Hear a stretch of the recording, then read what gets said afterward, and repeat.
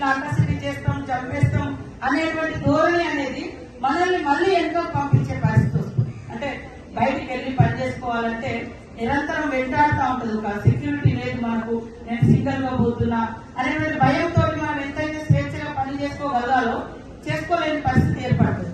So ఖచ్చితంగా మరి ఎక్కడటువంటి ప్రభుత్వం కూడా మమతా బెనర్జీ గారు నిన్న కొంత స్పందించినట్టు కూడా మా దృష్టికి వచ్చింది.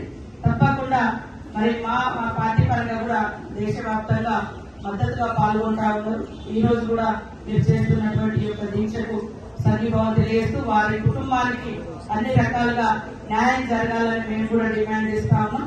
అదే కాకుండా భద్రత అనేది చాలా ఇంపార్టెంట్ గా, ఎందుకంటే పని ప్రదేశాలలో భద్రత లేకుంటే ఎవరు కూడా మనసు పెట్టి పని చేయరు.